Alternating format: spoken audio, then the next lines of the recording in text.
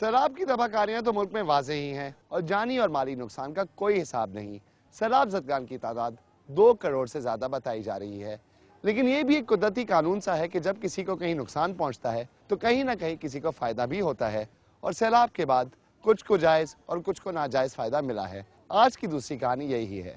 اب آئیے شروع کرتے ہیں صوبہ بلوچستان سے اور دیکھتے ہیں کہ خیمے بیچنے والوں اور کیٹرنگ کے کاروبار کو سیلاب کے بعد کیا فائدہ پہنچا۔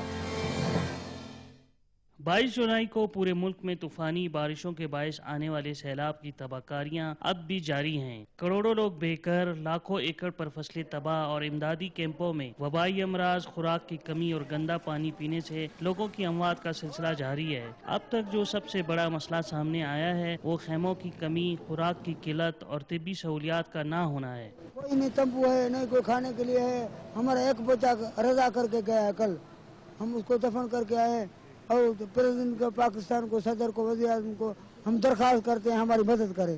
ہم اڈانے گاؤں ٹھل سے آئے، سندھ سے، مہربانی کریں، مدد کریں آپ کی ہماری۔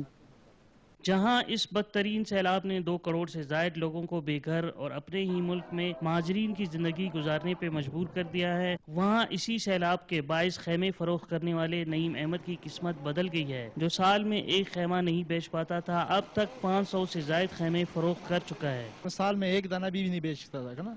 یہ تو ایسے لوگوں کا ضرورت زیادہ نہیں پڑے گا، ایسے سیلاب آیا اور زلزلہ ہو گیا اور ملک میں کوئی نقصان ہو گیا، اس چیزوں کا ضرورت پڑے گا۔ اور بات ہے اس طرف میں سیلاب آیا اور اس طرف خیمے چیزیں سارا مہنگا ہو گیا۔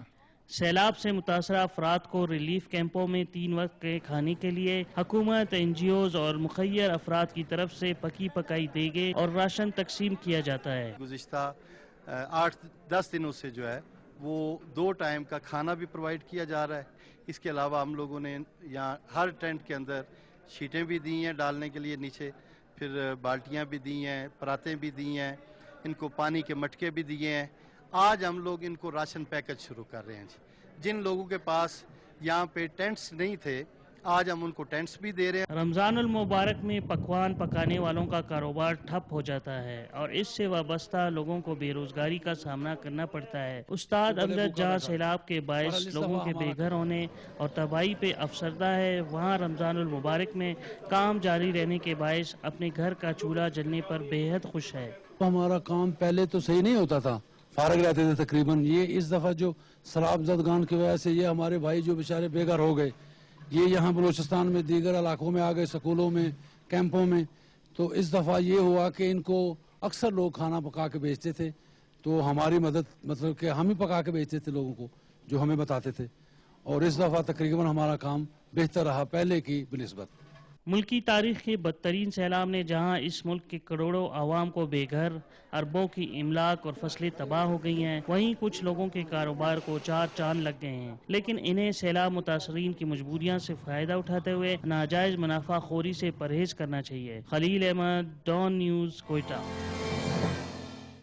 رمضان کے مہینے میں کیٹرنگ کا کاروبار رک سا جاتا ہے، لیکن اس رمضان ایسا نہیں ہوا، اور ساتھ میں خیمے بیچنے والوں کی بھی اچھی خاصی دہاڑی لگی۔ وقت ہوا ایک چھوٹی سی بریک کا، لیکن بریک سے واپس آ کر ہم آپ کو کھانے پینے کی ضروری اشیاء بیچنے والوں کے بارے میں بتائیں گے، اور یہ بھی دیکھتے ہیں کہ ٹرانسپورٹروں کو سیلاب کی وجہ سے کیا فائدہ پہنچا۔ ہمارے ساتھ رہیں۔